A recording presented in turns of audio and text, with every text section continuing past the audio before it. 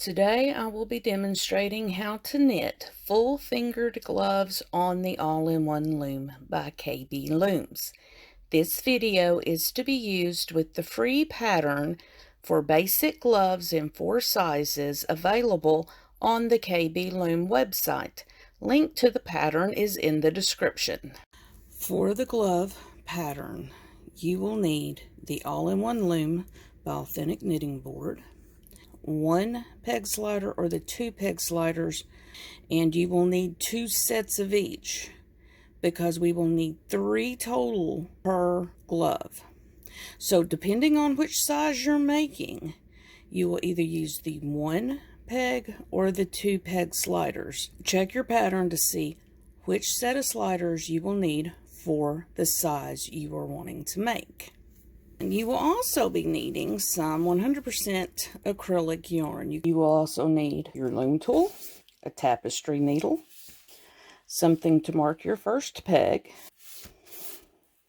closable stitch holders, double pointed needles that are US size 6 or 4mm. First of all, we will need to set up our loom. For this demonstration, I will be working the size Lady Small, so I will be needing the 2 peg sliders and not the 5 peg sliders. So let's take those off and change them out. Now we have our short bolts on one end. Now then, make sure that your grooves are facing outward.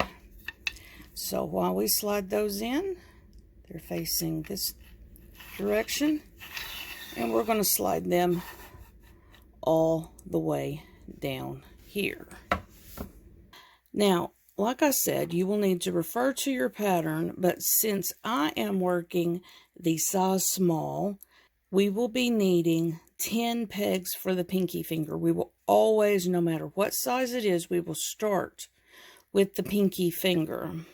In order to have 10 stitches, we are going to need to have 3 on one side, 3 on the other. So we will need to put our bolt in this next set of holes right here. Now, we are going to want the tail of our loom to be on the inside of the fingers because this will be the pinky and then the ring and then so on. Our fingers will go down like that. So we're going to need this one right here to be our peg 1. Now we will need to cast on. So make a slip knot in whatever manner you like. Now we are going to be doing a gathered cast on. You cannot put your slip knot on this first peg or it won't work. We have our slip knot not on the first peg, but over here. And we will just simply wrap the first. We will go behind the second, wrap the third, go behind the fourth. So basically you are wrapping every other peg, and that part right there, that's okay. It doesn't matter. And then we do that one there, and then we were back to the first. There will be 2 passes for a gathered cast on. On your first one, it will be every other peg. Now then, we are ready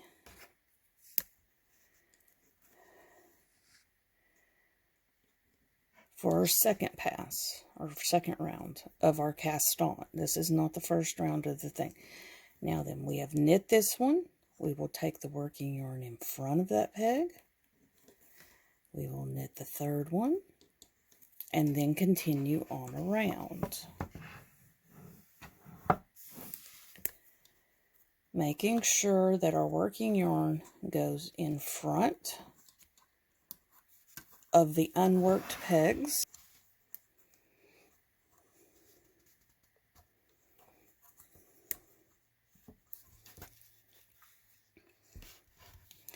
Now then, for those that have difficulty working in between here,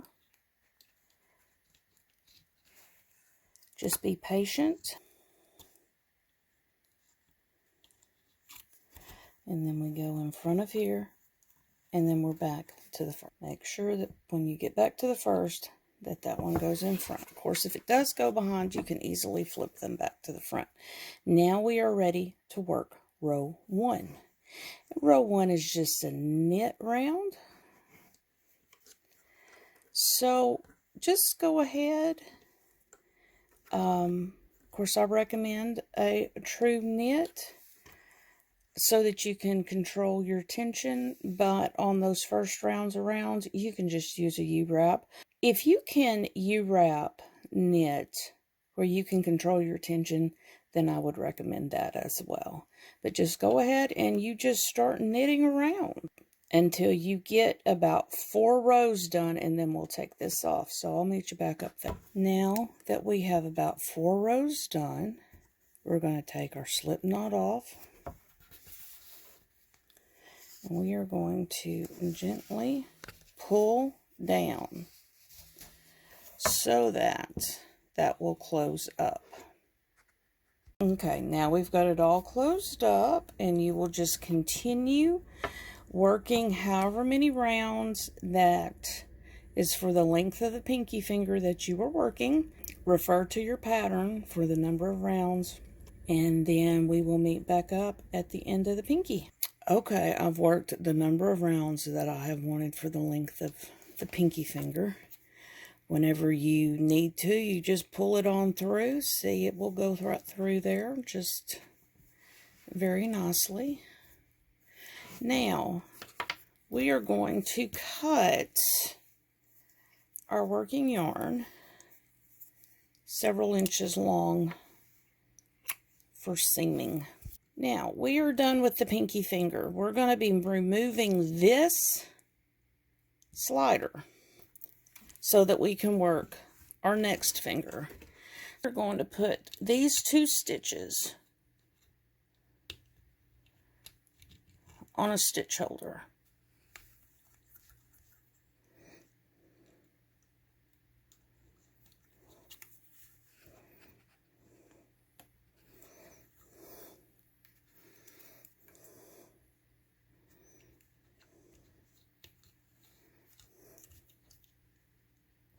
Now, if that last stitch gets a little bit loose, it's okay, because you will be tightening it up. Okay, there's that. There. Now then, we are going to remove this slider. So, you will take off your bolt. You will take it completely off. Slide it on down. Now then, we are going to turn it around so that the grooves face the pinky finger.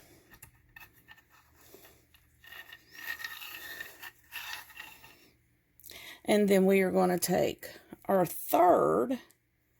So we've got 1, 2.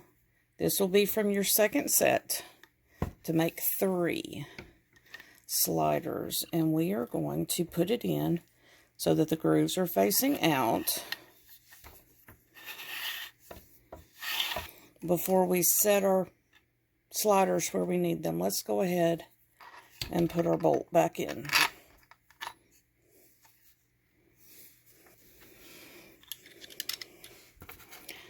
And then our washer. And then our nut. Now then, if you are working with a 1-peg slider on the larger sizes, you will not need to skip this peg. It is in the instructions, but for the ones with the 2 pegs, skip that. We're going to put it here. We're doing another 10. So 1, 2, 3 on the side, slide that down. So we have 1, 2, 3, 4, 5, 6, 7, 8, 9, 10. 10 pegs. It may wobble back and forth. Just straighten it up and tighten your wing nut. if this one is still loose after tightening this one up, we're going to need to take these out and do something different. You can work it with it being loose, but there is a little trick you can use to snug that one up. Now, sometimes you can just swap these out. But if you cannot get that one tight enough, take a short piece of scrap yarn.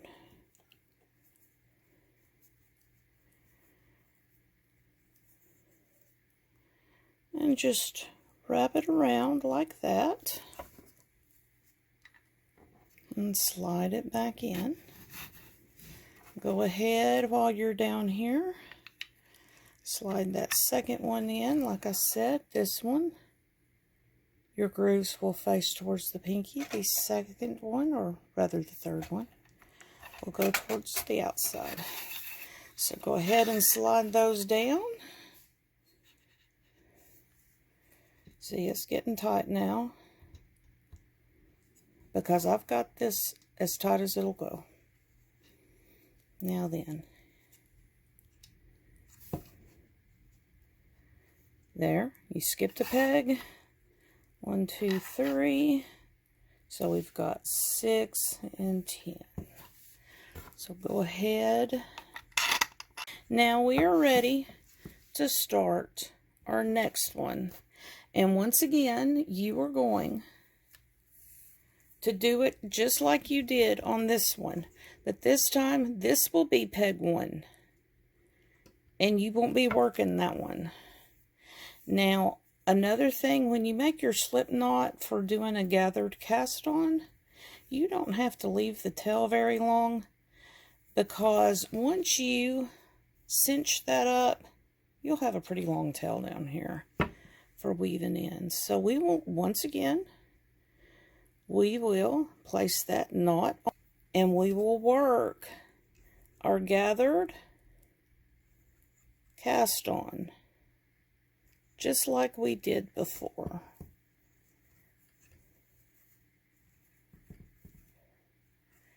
Just like that, with these 2 pegs being left empty, because we will work them when we get ready to work the hand. Finish your second round for your gathered cast on, and then start your ring finger for, do the number of rows for the length of your ring finger that you were wanting to do, and then we will meet back up. Okay, I have finished the ring finger,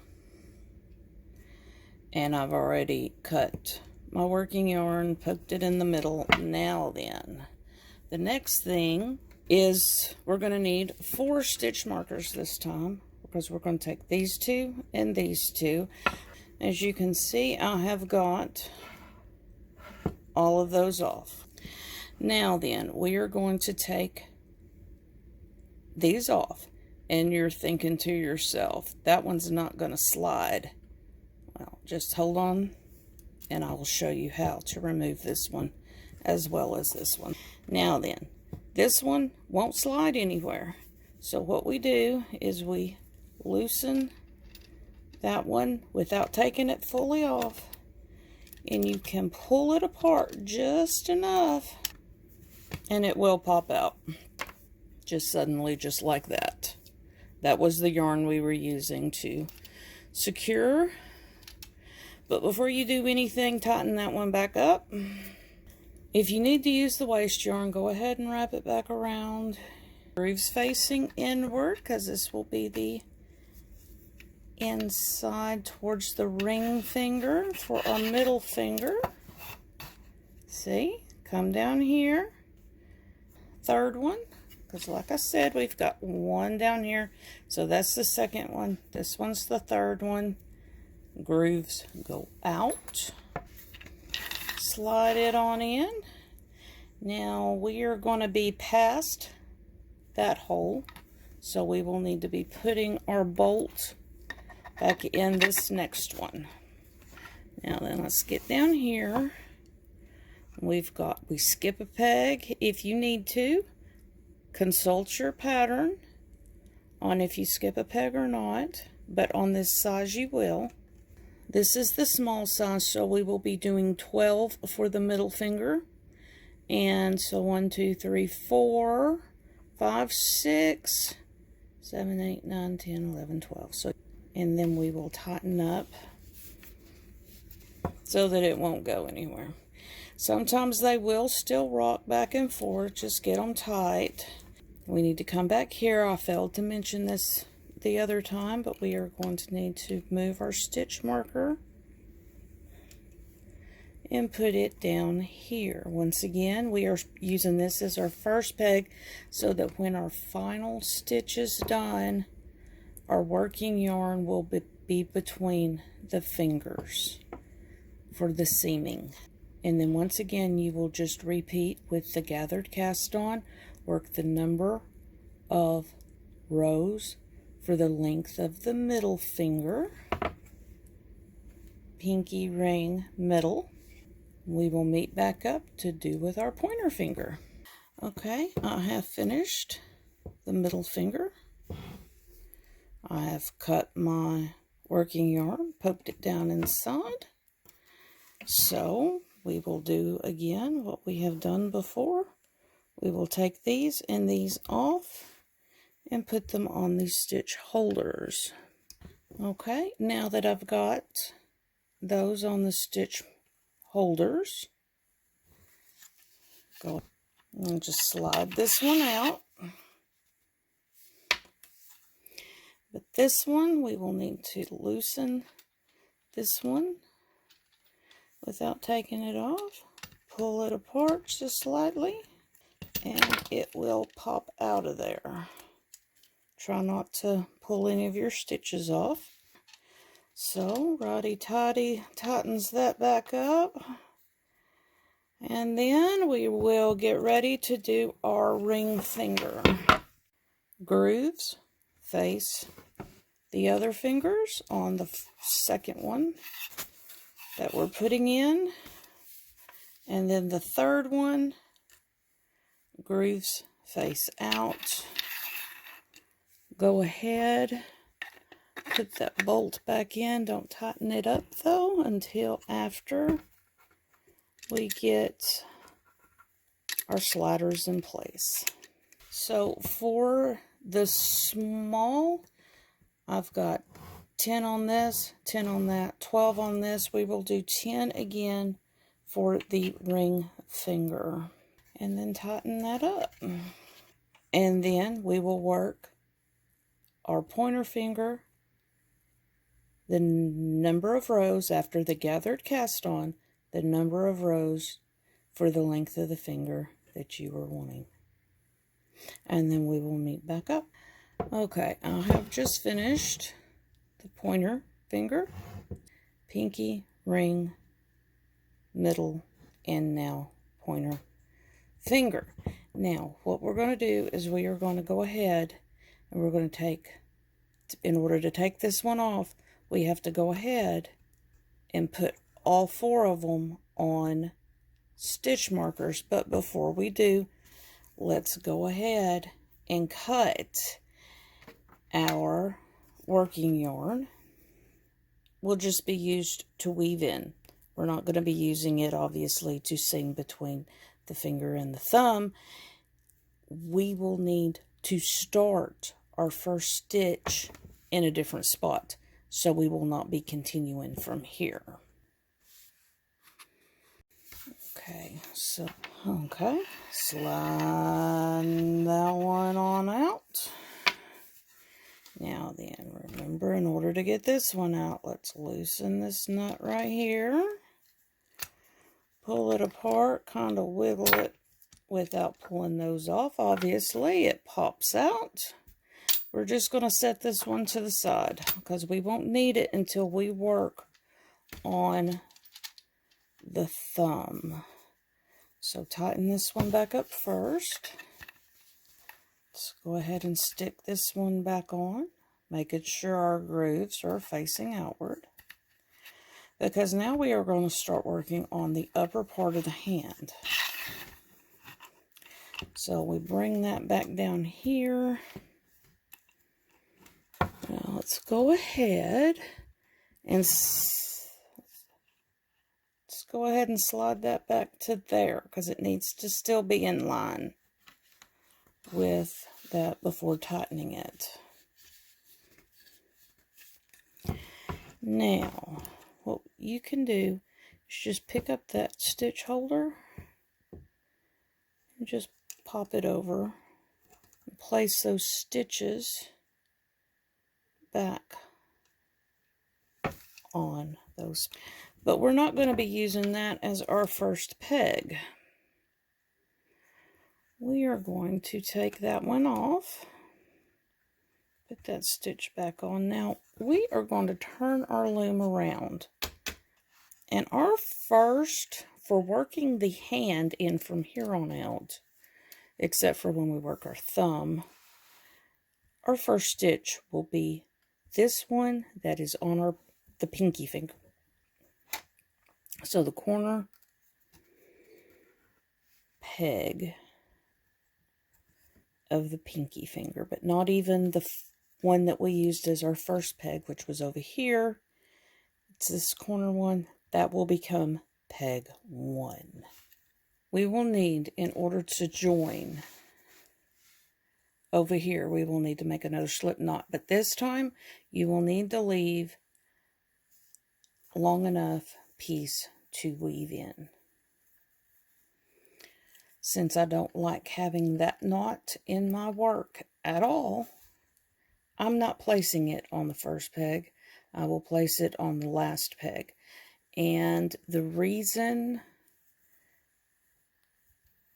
that I do that is to hold it. You don't even have to put it on a peg. You can just make a little U around that and just start knitting. But after I get a few stitches, sometimes I'll wait until I get back around here and I'll just take it off, because it will be fine. Now we are ready to start knitting again. So just follow your directions on the pattern on how many rows or rounds that we will knit before we get to work the thumb. But on all of the sizes, these empty pegs that's between each of the fingers, we are going to add a stitch. And the only thing about adding a stitch is we're just going to E-wrap that peg. So just keep on going. And then those empty pegs, anytime you come across one, just yarn over that peg. And then you work however many rounds that is listed in the pattern for the size that you are making. And we will meet back up. Okay, now I have finished my rows on the top part of the hand. You can see where the fingers are coming through. Now, if they look kind of out of proportion, that's fine, because see, they're not joined and seamed together right there. So now we're going to get ready to work the thumb. If you're working with the 2 peg sliders on the size you're working, we will need to put those 2 stitches onto the stitch holders. So let's go ahead and do that. We will take that one out first, slide that on off, take our extra one. I still have the, see, I was about to put it in the wrong way. I still have the yarn wrapped around it because sometimes it will be loose. You want the grooves to face in on this one. And then go ahead and slide this one in with the grooves facing out. Go ahead and slide those on down. You will need to set your sliders to the number of pegs you were using. So for the size small for the thumb, we're doing 12. So we would need 1, 2, 3, 4, 5, 6. So we can still put our bolt in here. For the larger sizes at this point, you will probably need to move it on down here. And then now we are going to put our starting peg on this side this time, where when we were working off our other, see, I'm just going to use this one again. But what's most important is when you finish these rows, do not cut your working yarn. You leave this one on, and that way you will have 2 less ends to weave in. So let's just go ahead and put our starting peg here. That way our end, once we get done, will be on this side between the hand and the thumb to do our joining, and we won't have to add a working yarn there. Now you're thinking, well, what am I going to do since I did not cut my working yarn? Well, that's where you use the other end. Now now you can do it the other way, but I'm going to take the end from the outside of my skein. And you'll have to be careful to keep from getting it twisted around each other, but it can work. And like I said, it keeps from having 2 more ends to weave in. So let's go ahead, we'll make our slip knot. We will place our slip knot on that empty peg right there, just to hold it, because once again, when doing a gathered cast on, your slip knot on that first peg. So we will wrap it, and then you will go ahead and do like you've done before already with the 4 fingers. You will do that on the first pass. Then you just start working the number of rows for the length of the thumb. And then we will meet back up to join it all together and work the rest. Now we are ready to take these stitches and place them on our handy dandy stitch holders. Let's cut this working yarn. Leave yourself enough, several inches, about 8 inches, so that you have enough to seam it together. And get that strand out of the way. Remember, we still be sure not cut that other one that's down here, because we still want that one on there. So slide that one off, and we are going to loosen this one just enough so that we can separate it out and pop that one out. Now then, go ahead, tighten this one back up first, push those back down if you need to, put that end slider back on, making sure your grooves are facing outward. Let's go ahead and put our bolt back in, slide it on down, because remember, we are lining it instead of putting it over here somewhere. We are lining it back up with the ends. Tighten up that nut, and now we will place our stitches back on our pegs. My glasses just fell off. Okay, now once we get those stitches back on the pegs, you can take your stitch holders off. And then I'm going to take that back off, because that is no longer our peg 1. We are going to make this down here our peg 1 again. And if you were remembering not to cut that working yarn, then it is still attached right there. And then we will start again working on the part of the hand that is below the thumb down to the wrist. Okay, this is another part where you will need to consult your pattern to make sure that you work the correct number of rows between starting again on the hand and joining the thumb with the hand and starting your decreases. But it will be worked in the same way. We will start knitting when we get to our empty peg here and here. You will need to do a yarn over, which is just simply wrap the peg, and then I will meet back up for when we start to decrease. See you then. Now, we have finished knitting however many rounds we need before we start our decreases. So now we're on our first round of decreased rows. Now you will knit however many pegs, but before we actually work the row, let's set up. You will do your slip, slip, knit, and then we're going to turn our loom around, and then your knit two together on this side. So it really doesn't matter which size you're making, which sliders you're using.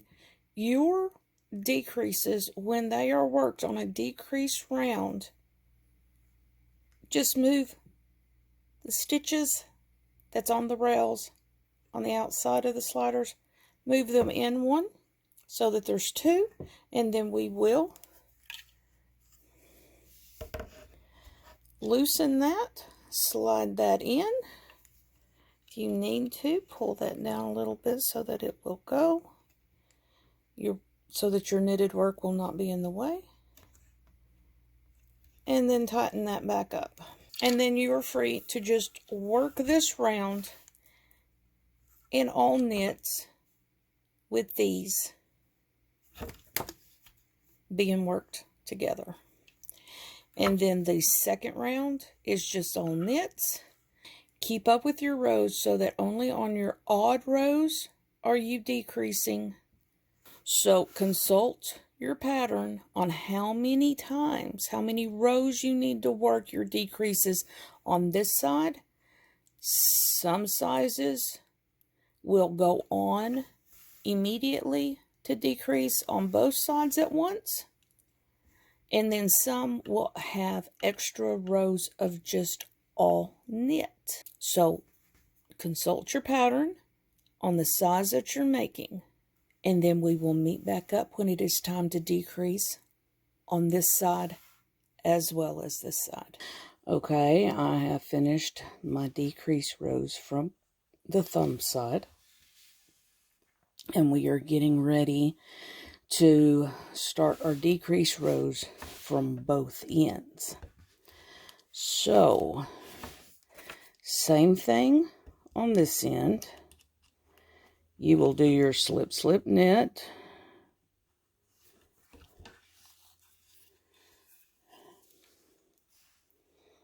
And then your knit two together on this side. And you will loosen your wing nut.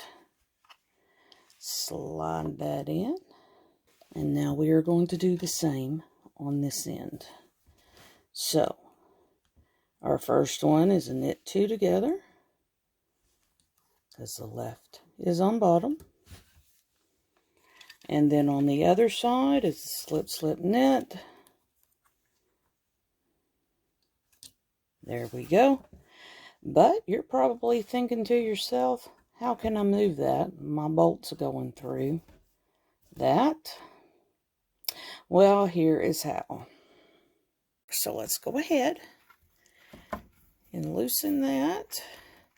Well, not just loosen it, let it flop on out of there. Pop that out. Now then, you will need to go ahead and hold it together, physically as well as figuratively. So hold it together, folks. Push that on in until you can slide that bolt back through there. Push it on in. Find your wayward washer. Put that on there. put your nut back on and then tighten it on up. See, it's pushed back all the way to here. It doesn't quite line up. That is okay. And as you tighten it on up, then it'll pull that bolt seated on down in there so that that's not loose. So let's go ahead and work these next 4 rows. We've decreased here. We will do it again, moving those sliders in each time, and then we'll meet back up to work our cuff.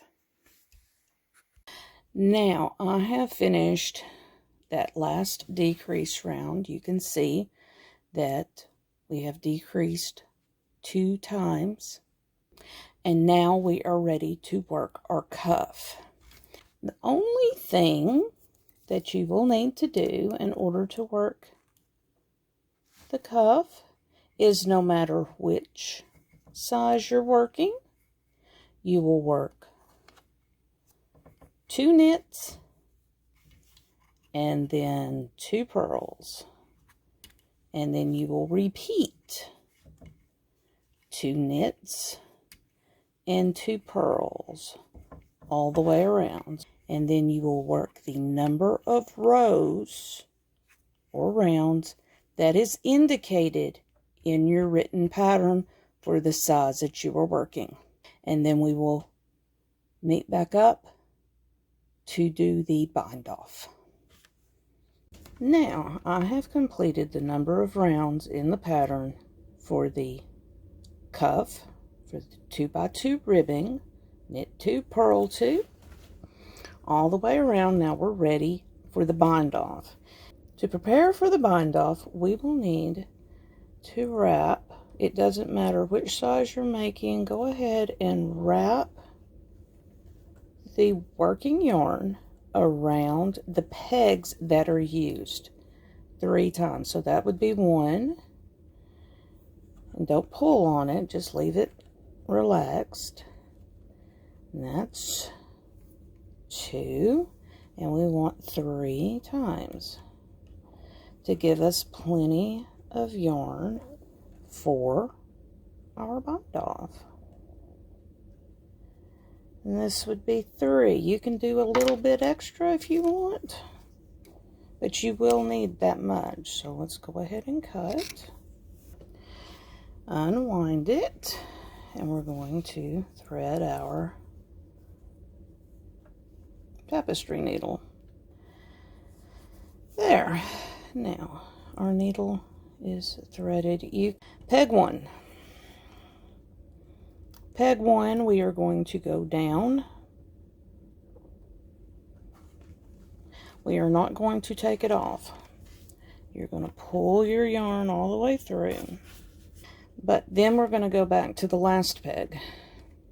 Each peg in this bind off, which is a very stretchy bind off, but each peg is worked twice. So let's go to that last one, and we are going to go up through it. So if you want to, if you're like me and you like to find patterns and how things are worked, the peg on the left, or your next peg, will go down, and then the previous peg, you will go back up. So now then, we have gone down through 1, up through the last. Now then, we're going to skip this one. We're going to bring it behind. We're going to run our needle down through the next one.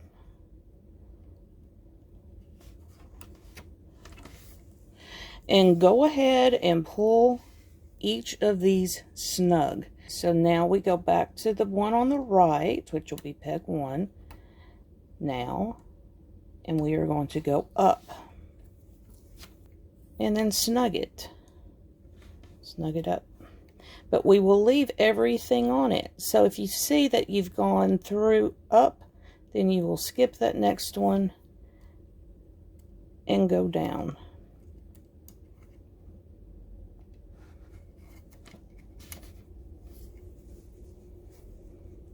And that's all there is to this bind off. And pull it back this way because you're about to go back up through the one on the right.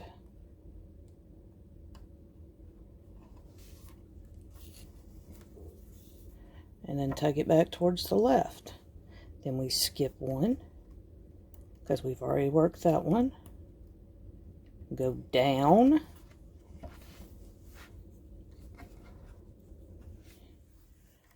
Pull. Snug it up. And then to the one to the right, go back up. So if you've gone up, then you skip one and then go down. If you've gone down, go back to the right and go back up. And it's as easy as that. So continue with this all the way around the loom until you get done. Until all of the pegs are worked. Now then, I am back around. I have gotten to here. See, I have gone up through that one. So now we're getting ready to go back down through this one. Now this is the first one we went up through. It's the last peg. But we're going to go down through it. Don't take it off. And then we're going to go back up through this one. These, and that might help. So then we go up through that one. But for me, I like going ahead and taking that last one, bringing it behind here. So that, because if you see where all of those go behind, and we want that one to match. So, bring it behind that one, and then go back down through the first peg. And that way it will all look the same.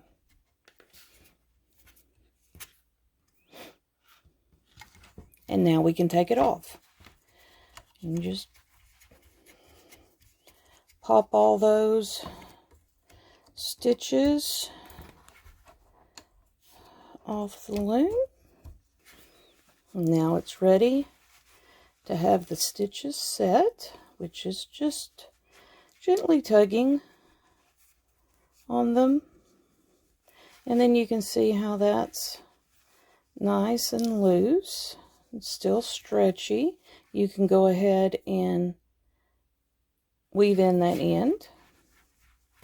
And then our next thing will be seaming the holes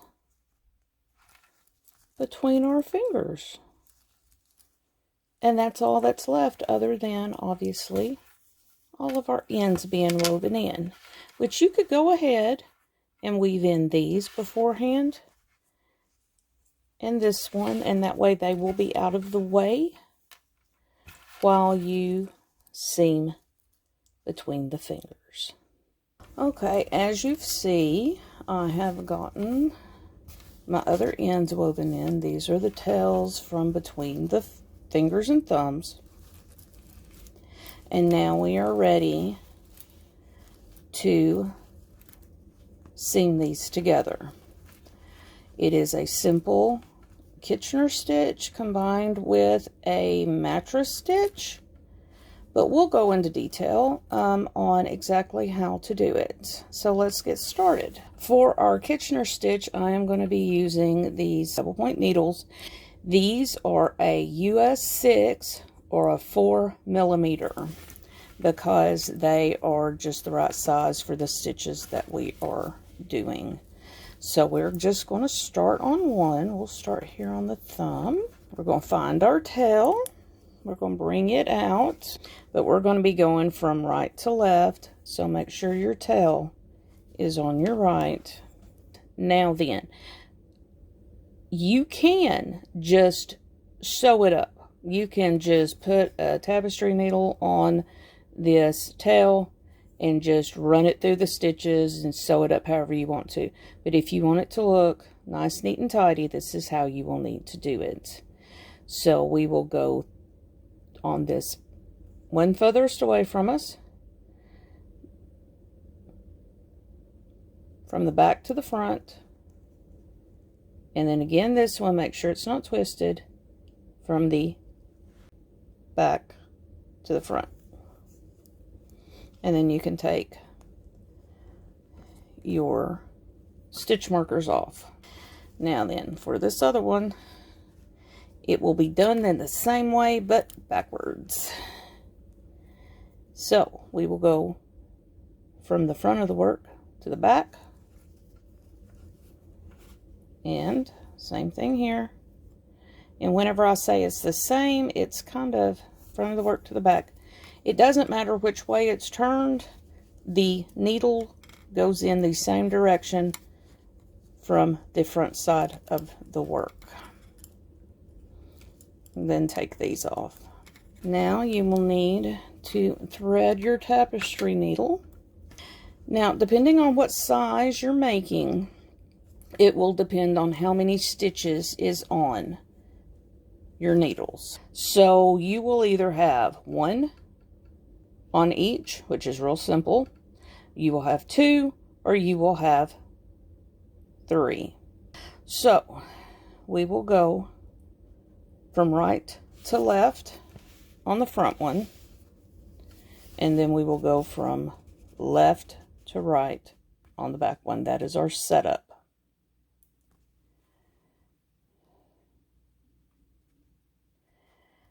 Now, if you're working on the size it just has one stitch on this, then once you take that next one off, you will be done. But we're not. We've got two on here. So let's go from the left to the right on the front and take it off. And then pull that on through. But we will still need to go back through on this one. From right to left again to leave it on the needle. Then we go back around here. We will go from right to left, take it off, and then from left to right, leave it on. Now to take this last one off, we will go from left to right, take it off, and then take this one, take it off. Pull that last on through. Now you can see we've got nice, neat, seamed Kitchener stitches. Now this ends up, of course we still have a hole on each side, and since this has ended up in the middle, we will need to come back under this side, bring it up through here. Okay, now this is where the mattress stitching comes in. So we're on here. We will come over to here. We will come under this, between this and here, that little leg right there. We will come through here, pull it up, go back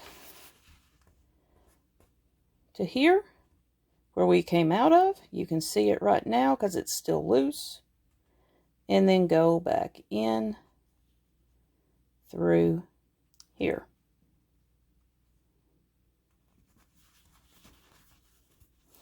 Pull it on up, snug it on up, pulls it together. Now, since we have got this is our weird part of, because you are not only seaming it together on the verticals, but also on the horizontals. So on this one, you will need to pull that one and that one. See, it'll be at the top of that stitch. You're going to pull that up just like that. And then we're almost done on this side. And then we will go back over here. Same thing. We're still on the other direction So you just go through that one right there. Pull that up. And there you are. But you're like, but it's on the outside. So what we'll do is we will take it back down between the stitches so that it is on the inside.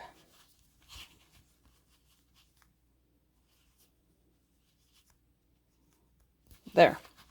Now we will go to the inside because you don't want to finish it off yet because you still have this other hole. But as you can see, we're way over here. And we need to be over here. So all you need to do is just take that and run that under a couple.